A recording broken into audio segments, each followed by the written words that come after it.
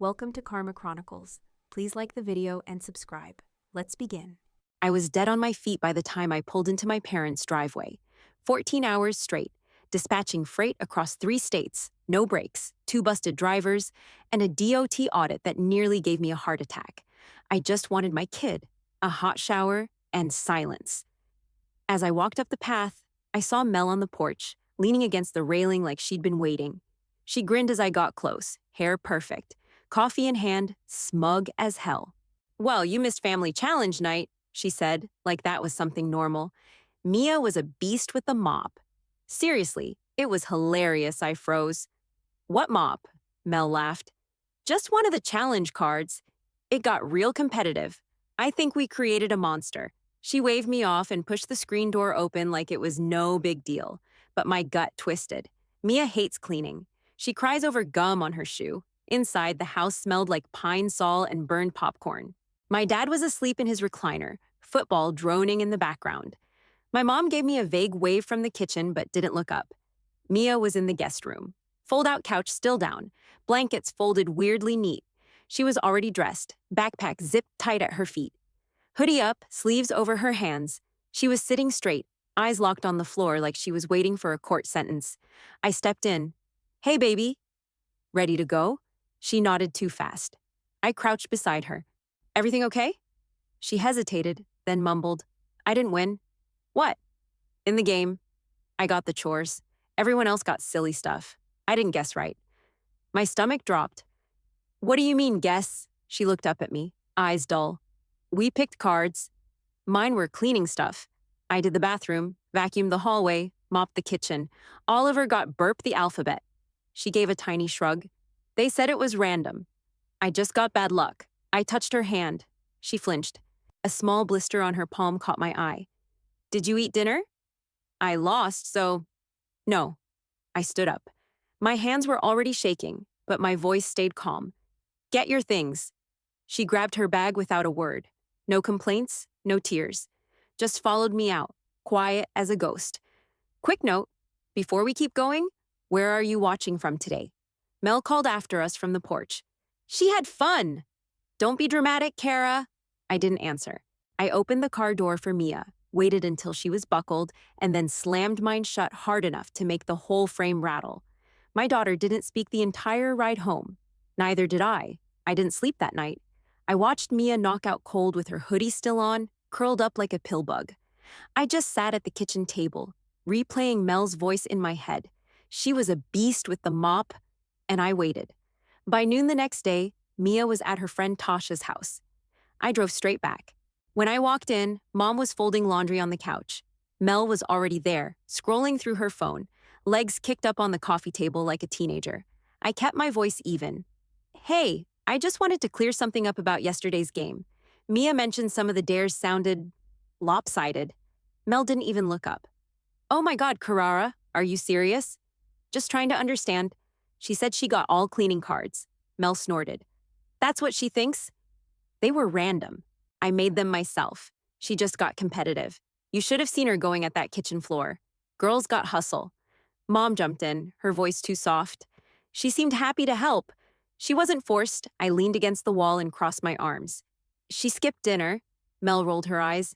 "She chose to skip dinner. That was part of the challenge. Everyone had to follow the rules. She didn't complete her card on time. The others did. She cleaned the bathroom.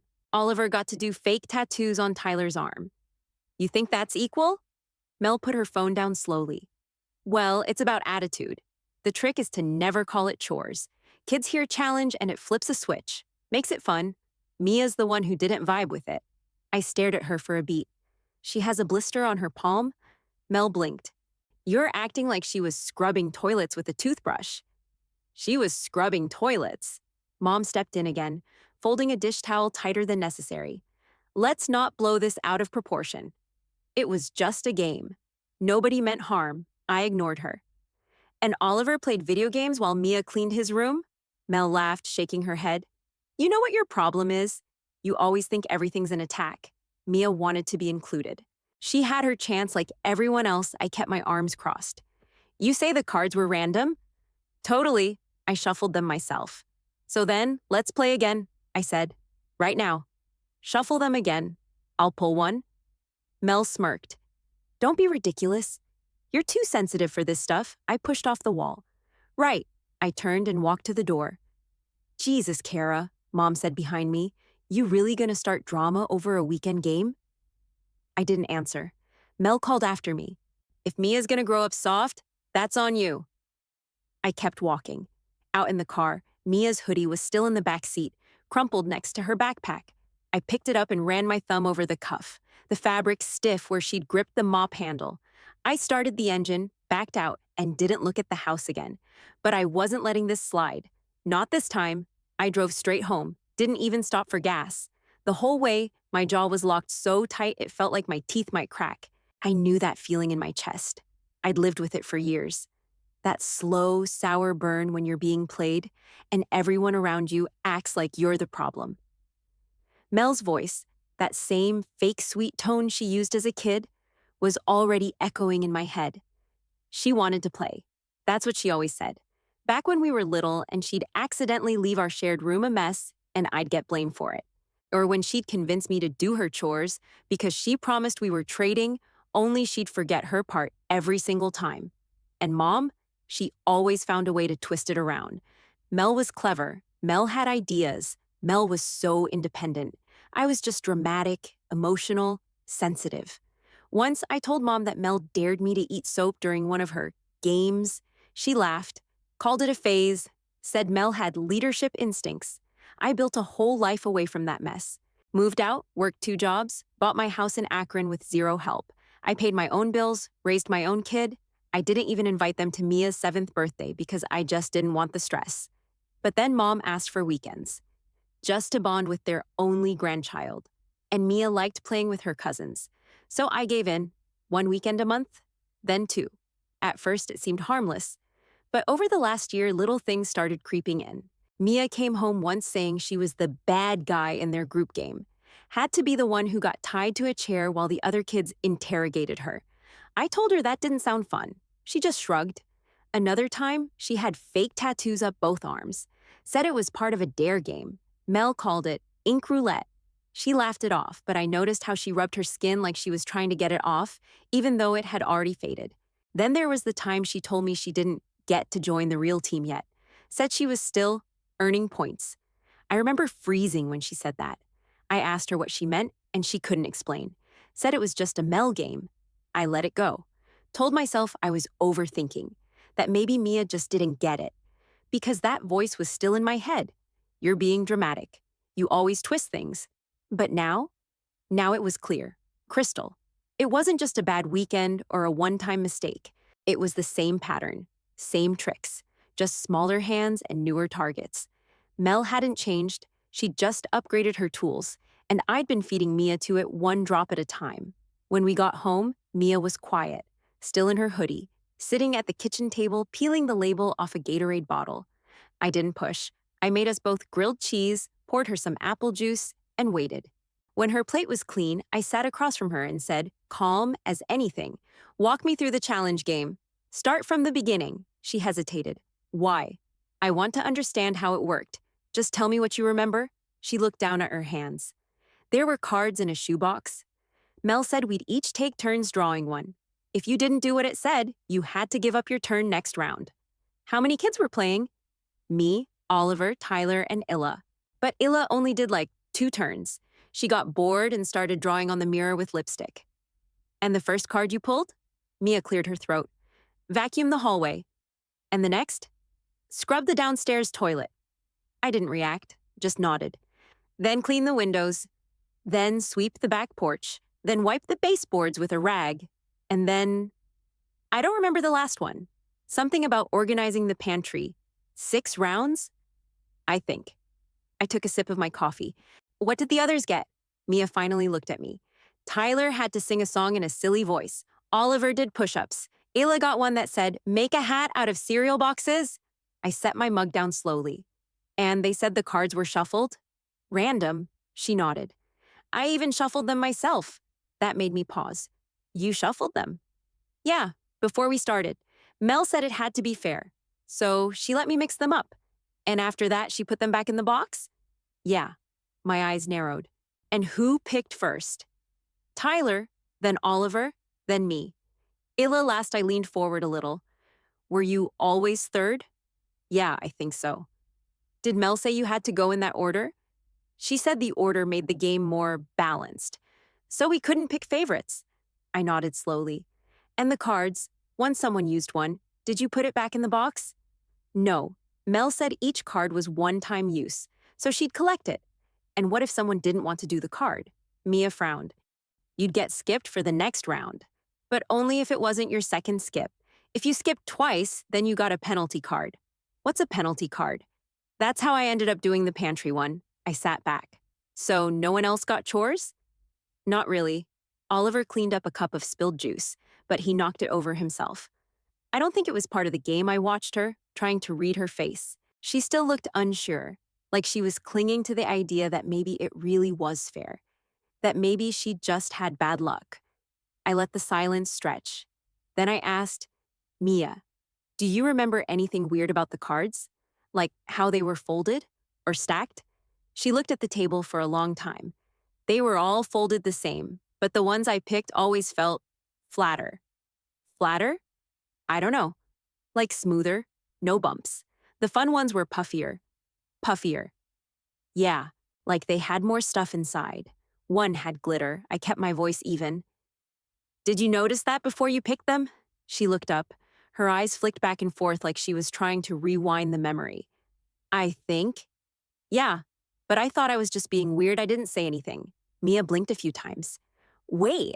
She leaned forward, elbows on the table. One time, I almost picked a fat one, and Mel said, make sure you pick carefully. Some of those have serious consequences. So I put it back. I felt my stomach twist. Mia's mouth opened a little, like she was finally catching up to herself. She watched us shuffle, she said slowly, and then she took the box and said she was just tightening the lid. But the lid didn't even have a lock. She sat back in her chair. She was watching every pick. Like watching. I thought it was just part of the game. Her voice got smaller, but it was only when I went near the glittery ones that she said stuff. Neither of us spoke for a second. Then Mia whispered, she tricked me. For the first time since we left that house, her face changed. That blank look cracked, and behind it something sharper. She knew. I barely slept. Mia did, though. Deep and quiet, her little fists curled under her pillow like she was bracing for something. I got up before sunrise, grabbed my keys, and left without waking her. It was just after 6 when I pulled back into my parents' driveway. Nobody up yet. I parked by the side gate, walked around back, and let myself in with the old spare key Mom still kept taped behind the utility box. Same hiding spot since high school. Some habits never die. Inside, the place was dead quiet. The house smelled like yesterday's coffee and whatever freezer dinner Mom had microwaved the night before. I went straight to the hallway closet. Mel always hides things in plain sight. She thinks that makes them smarter. Second shelf, tucked in a decorated shoebox with "Challenge Time" scribbled in glitter marker. I pulled it down, popped the lid, and dumped the cards out onto the kitchen table. They looked innocent. Bright paper, some with doodles or stupid jokes in the corners. I shuffled through them slowly, flipping each one over, front and back. Organize the pantry. Scrub the baseboards. Clean the inside of the trash can. Vacuum the stairs, full length. They were handwritten in the same style, but I noticed something after the fourth card. Tiny marks. A red scratch on one edge. A small dent pressed into the corner. One had a line traced under a word like someone pressed a little harder with the pen. And the fun ones? Sing your favorite song in a robot voice. Draw a mustache on someone while they sleep. Make a hat from cereal boxes. Not a single mark. No folds. No scratches. Clean. I laid them all out across the table. 2 rows. Cleaning dares in one, fun dares in the other. It was obvious. One set was tagged, one wasn't. I took photos, front, back, close-ups of the notches. I made sure the light caught every detail. I was finishing up when I heard the front door open. Mel walked in, sunglasses still on, holding a giant iced coffee like she was walking into her kingdom. She stopped dead when she saw me at the kitchen table. What the hell are you doing? I didn't even flinch. Morning. I let myself in. I can see that. I gestured to the table. Just reviewing the challenge curriculum. She came closer, squinting at the rows. Her face tensed when she realized what I'd done. I'm gonna make this simple, I said, sliding the shoebox toward her. We're gonna play. You pick a card. If it's fun, I'll double what I give Mom each month. Groceries, camp fees, all of it. But if it's a chore, everything stops. No more help. None. Mel's mouth tightened. Are you serious? Pick one. She hesitated. Go ahead, I said, calm as ever. If they're random, shouldn't be a problem. She reached toward the pile, then pulled her hand back. Her eyes scanned the cards like they were ticking bombs. I watched her. No blinking, no smile. Finally, she muttered, They're all chores, Kara. You already know that. I leaned back in the chair, crossed my arms. So you knew. She looked down, jaw clenched. You let her clean your damn toilet for a Capri Sun and a sticker. Mel's voice turned hard. It wasn't that deep. She liked being part of it. I pushed my chair back slowly. No, she liked thinking you weren't screwing her over. Mel folded her arms. You gonna throw away family over a few cards? No, I said, grabbing my phone. You did that. I'm just finally calling it. I slid the shoebox back to her, stood up, and walked out. She didn't try to stop me. I got home, made lunch for Mia, called the bank, and pulled the plug. No more automatic transfers to Mom's account, no more Venmo to Mel for the kids. I canceled the prepaid camp deposit for Oliver, sent the grocery delivery app a pause notice. Not a word to any of them. Just silence. It took 3 days. On a Wednesday night, I was on my second load of laundry when my phone lit up. Family chat. 34 unread messages. Mel started it, of course. Mel. Wow. So I guess we're just cutting everyone off now. Over a card game? Mel. Real mature. Mel. Mom's short on rent. But go off, queen. I didn't respond. Then the trickle started. Aunt Lorraine. Carrara. Is this about what happened at the house? Uncle Tom. Seems a little extreme. Cousin Ray. Thought y'all squashed that. Aunt Denise. She's always been sensitive. I remember that Christmas with the ham thing. I scrolled. Same tone. All of it. I didn't argue. I didn't defend myself. Instead, I posted 6 photos, clean, front and back, time-stamped, of every marked chore card. Then 1 clear shot of the fun ones, unmarked. Below it, I typed 1 line. All chore cards were physically tagged. Mia picked last every round. Make your own conclusions. I put the phone down and folded socks. 15 minutes later, the whole chat turned. Uncle Tom. Wait, these were marked? Aunt Denise. Oh no. Cousin Ray. That's messed up. Aunt Lorraine. Poor Mia. I'm sorry, Carrara. Cousin Justine. Who does that to a kid? I sipped my iced tea and watched the apologies roll in, one after another. Aunt Denise. I had no idea. Cousin Ray. Seriously, I'm sorry. Tell Mia I said that. Uncle Tom. This changes everything. Aunt Lorraine. I'm sick to my stomach. You did the right thing. But from Mel, nothing. Total silence. Her name sat there in the chat like a ghost. By the end of the day, even the ones who'd chirped up at first had gone quiet. Not one person defended her after the photos dropped. Not one. No one asked me to turn the money back on, either. They knew. 2 days later, Mel showed up on my doorstep like nothing had happened. Her 3 kids trailing behind her like ducklings. She had makeup on, too much perfume, and that strained grin she used to wear when she got caught lying in front of our parents. I didn't invite them in. Just opened the door, leaned against the frame, and waited. Tyler was first. Sorry for, the game thing, he mumbled, eyes locked on his sneakers. Then Illa, arms crossed, said it like it was a spelling test answer. I'm sorry for hurting Mia's feelings. Oliver stepped forward last, cheeks red.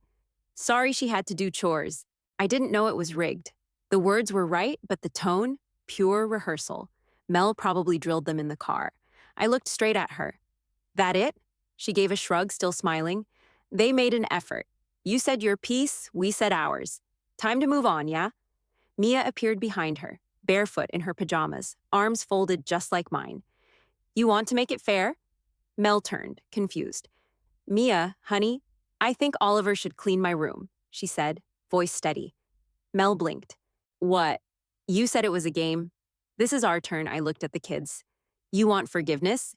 You clean, like Mia did. My house. Top to bottom, Tyler's mouth dropped open. Are you serious? Illa whined. But it's Saturday. Mia didn't flinch. So was mine. Mel opened her mouth, but nothing came out. I raised an eyebrow. Unless, of course, this wasn't really about learning anything. Oliver shifted on his feet, looking pale. I stepped back and held the door open. Mel swallowed hard. Fine. They'll do it. I clapped my hands once. Great. Let's start with the bathrooms. Tyler groaned. Ayla dragged her feet. Oliver looked like he was headed to death row. Mel didn't follow them inside right away. She stood on the porch another second, like she couldn't believe this was real. Chore cards, I said quietly, looking her dead in the eye. Turns out they work both ways. She didn't respond, just nodded stiffly and stepped in behind her kids. I set the timer for 5 hours. No shortcuts. No complaining. Mel and her kids stood in the living room while I passed out the cleaning supplies like a drill sergeant. Mia sat cross-legged on the couch in fuzzy slippers, holding a big bowl of popcorn, remote in hand. She didn't say a word, just nodded like a judge. Bathrooms down the hall, I said, handing Illa a pair of gloves and a scrub brush. You'll know when it's clean because it won't smell like feet and sadness anymore. Illa gagged just looking at the toilet bowl. Can't I just do, like, the mirror or something? She whined. Nope. Full bathroom, sink, toilet, floor. Behind the toilet, all of it. She dragged her feet down the hall like I'd handed her a death sentence. Tyler, I said, handing him the vacuum. Living room, hallway, baseboards. Move the furniture? He looked horrified. You want me to move the couch? Yes, dirt hides under it. Shockingly, Oliver shifted nervously. I handed him a trash bag and a bucket. You get Mia's room. He looked at her. She was eating popcorn one kernel at a time, completely unbothered. Does she have, like, chores in there? I smiled. You'll find out. Her room was exactly how she left it. Glitter glue dried on the desk, half a melted chocolate bar in the nightstand drawer, empty juice box under the bed, sticker scraps fused to the floor. Oliver sighed like he was about to cry. And Mel? She stood off to the side like she was waiting for her assignment. I handed her the glass cleaner. Windows, inside and out. She blinked. Are you serious? I didn't even flinch. Dead serious. Mia did yours. Whole kitchen floor, too. Want me to throw in a mop? She said nothing, just snatched the bottle and paper towels, storming off toward the front windows. Mia changed the channel to one of those house makeover shows. Her face didn't move, but I could see how proud she was. Calm, collected, in control. By hour 2, Tyler was sweating through his shirt. Why do you have so many damn corners? It's called architecture, I said. Blame the builder. Ayla kept running back and forth for fresh paper towels. Why does your toilet smell like vinegar and sadness? Because you missed a spot. Mel sprayed herself in the eye with Windex, trying to reach the top panes in the living room. She screamed and knocked over the paper towel roll. You okay? I asked. She muttered something I didn't care enough to catch. Oliver was silent the whole time, just scrubbing and sorting and wiping like his life depended on it. By hour 5, the house was sparkling. The baseboards gleamed. The windows were streak-free. Even the hallway smelled like pine instead of dust and teenage socks. I called it. All right, I said, standing in the center of the living room. That's time. Tools down. Everyone stopped, breathing hard, sweaty, defeated. Mia stood and walked slowly to the middle of the room. She looked around like a queen inspecting her castle.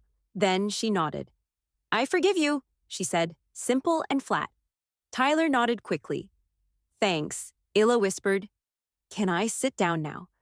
Oliver just wiped his forehead and stared at the popcorn bowl like it held all the answers.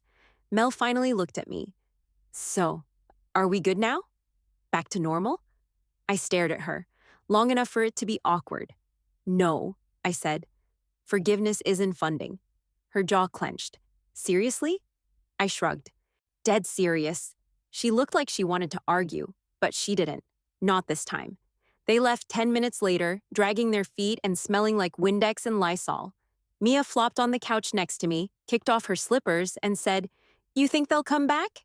If they do, I said, they're bringing mops. After that Saturday, everything went quiet. Mel didn't text, didn't call, didn't show up unannounced like she used to. Mom tried once, sent me a long voicemail asking if I really wanted to divide the family over money. I didn't respond. They figured it out real quick. I wasn't bluffing. Mel picked up a part-time job at some strip mall tax place. Minimum wage, bad hours, no benefits. I heard from a cousin that she complains nonstop about the drive and the manager and the fact that nobody helps family anymore. Her kids still go to school, still play their sports, but the extras, gone.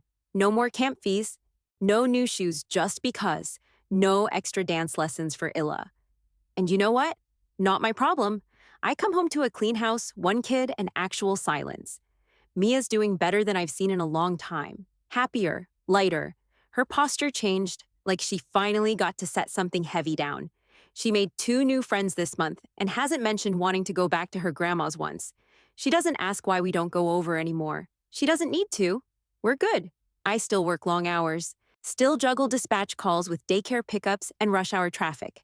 Nothing about my schedule got easier. But when I come home, it's mine. The peace, the quiet, the knowing my kid's not being used as someone's emotional punching bag wrapped in a game. It's worth more than anything I ever paid to that house. Sometimes, late at night, I wonder if I went too far. Other times, I wonder if I didn't go far enough.